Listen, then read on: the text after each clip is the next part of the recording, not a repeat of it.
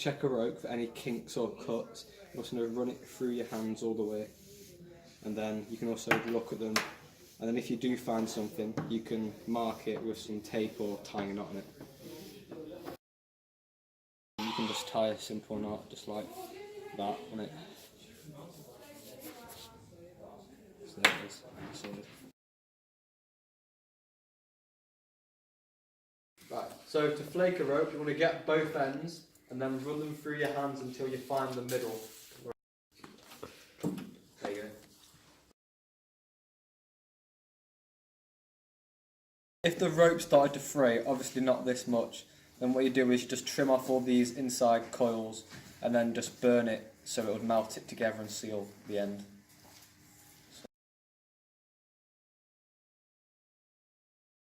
Right, so in coiling, you want to find the middle of the rope, which will be marked by 2 black bits, or you can just measure it from the 2 ends. And you're going to start off by doing this.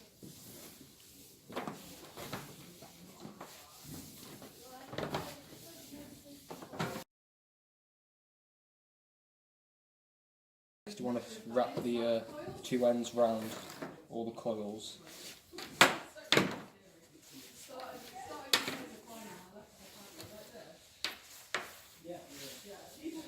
And then bring it through.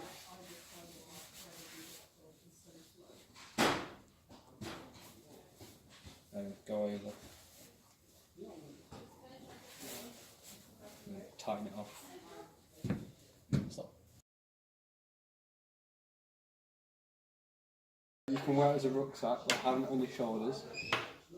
Do a little knot behind you, then bring it round and tie a reef knot.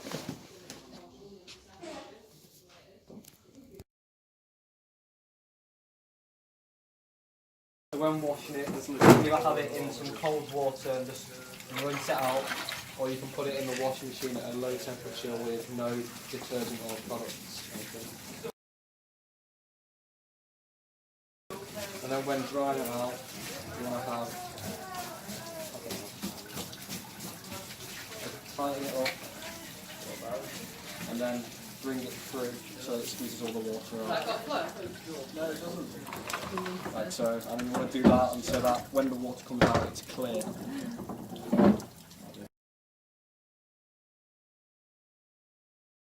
Rope, you want to find the end and then tie a knot in it, like so. And then you want to start daisy chaining it.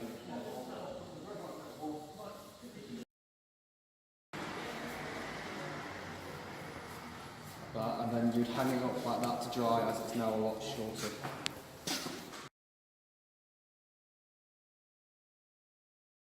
After daisy chaining it, you'd hang it up here to help it dry easier in stores, like so.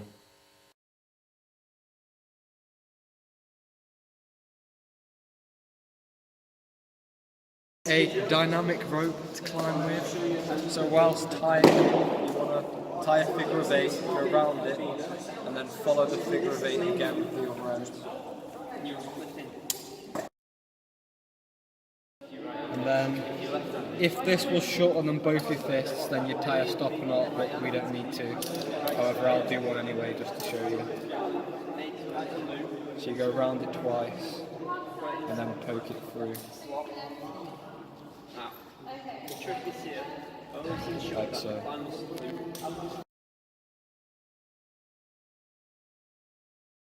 So when belaying, you want to go V to knee, 1, 2, 3. And back up, V to knee, 1, 2, 3. Have you? Here we are, belaying, Harry. Is that yours? I bring it over here. We can use it anyway. Ready? Right. So then you just slowly, Because we have let the rope spoken. out. So. When it goes violent, just send it to Right, okay, you ready?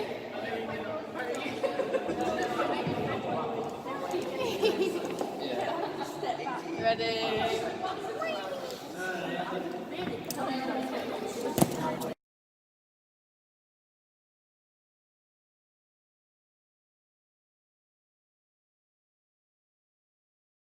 So first thing when you're using your anchor is you have your carabiner wide side down so that it can hold more weight on this side, and then gravity will cause this to lock down, and if it was to bang on something it's more likely to tighten up than undo itself.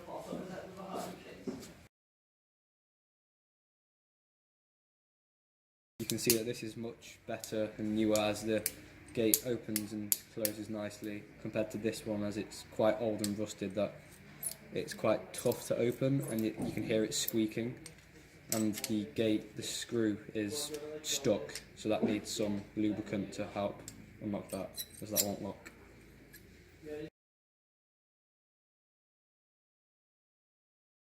Also, with the gate, there can sometimes be dirt stuck in there. So what you can do is you can use a hairdryer or just a rag and some soapy water to wash that out. And also with the gate, you can use some lubricant such as WD-40 or GT85 to help it close up easier.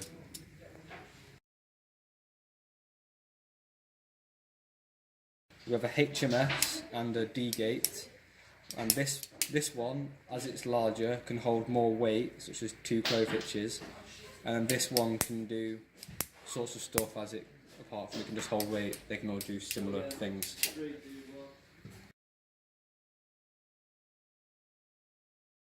We've got a bent snap gate and a wire snap gate, and these are helpful because as you're climbing you can easily slip rope in to lock into, and they both have similar purposes. It's just one's wire and then one's bent and solid.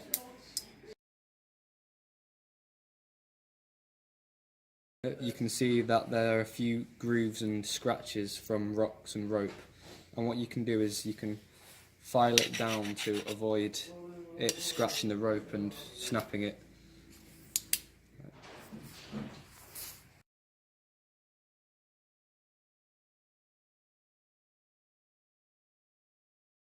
So finally, for storage, you want to keep them in dry places such as this to avoid them from rusting.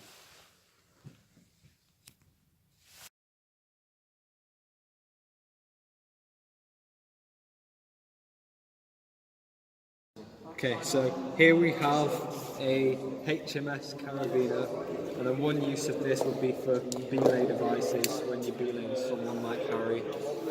And then you can make sure you're tying it up so it doesn't come undone and you can hear the click. And then with the excess.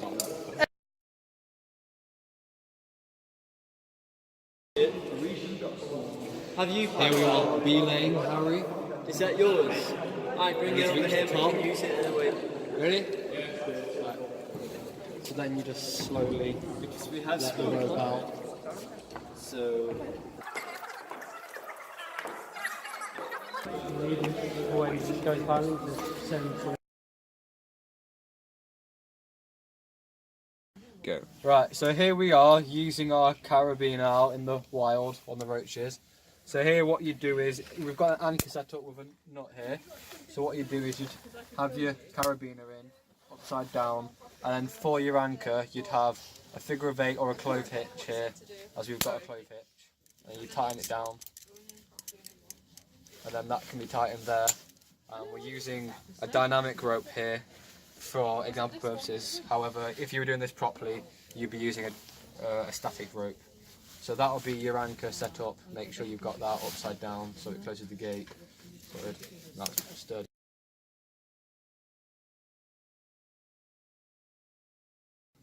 Okay, so here we have a harness. So you put these on by having the red loop on your right leg, so R for R, like so. And then that'll.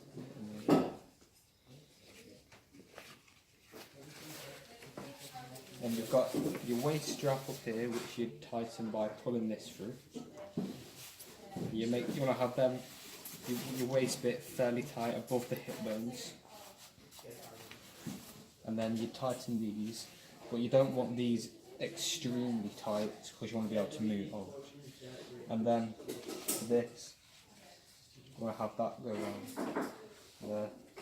So then for these, then there's also these harnesses, which are the same, however they've got a lot more padding and would be used for personal use, whereas these would be more your typical centre harnesses. And the difference between these is all the padding for comfort, for example in long periods of time whilst climbing, whilst these will be for short periods of time. And they also have these gear loops to attach stuff to, such as your chocks and stuff like that.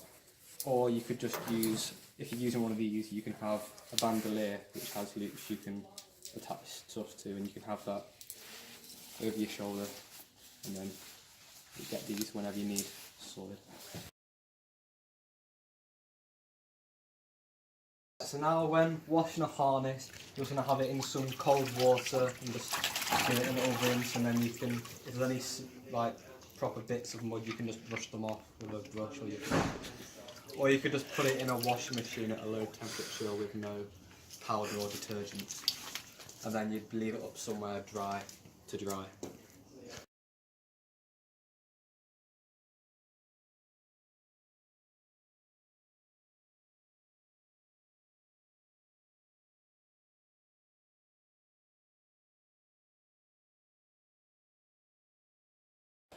Right, so this buoyancy is with a zip, and it's more commonly used at centres as they're less expensive. So as you can see, it's got the zip to tie it up, and it's got the shoulder straps, the bit around the front, and the hip straps for tightening it to yourself so it fits properly. Because if you have it too big, then it could just slip off the top of you and then come undone. Whereas this one is over, so you put it over you like a vest, as it doesn't come undone at the front. So this one tends to be more personal use, as it's got more things to holding on. It's got pockets for slings or carabiners or pocket knives if you need it. And then this one is less high than this one, your chest, so it's there for more manoeuvrability. And you tighten it by having this harness go through here, and then you'd close that hook, and then you can easily have it undone for quick release if you needed to get out quickly. And then you can have this here to tie on harnesses or slings or throw lines whilst you're going to save something or tow someone.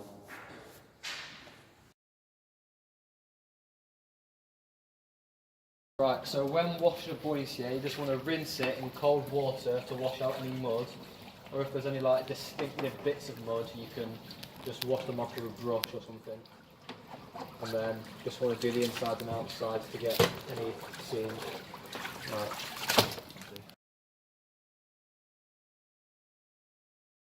Right, so when storing buoyancy, what you want to do is after you've washed them, just go hang them up somewhere in a dry, cool place, so that they'll have time to dry like all these are. Then just hit them up so they don't fall off. About here.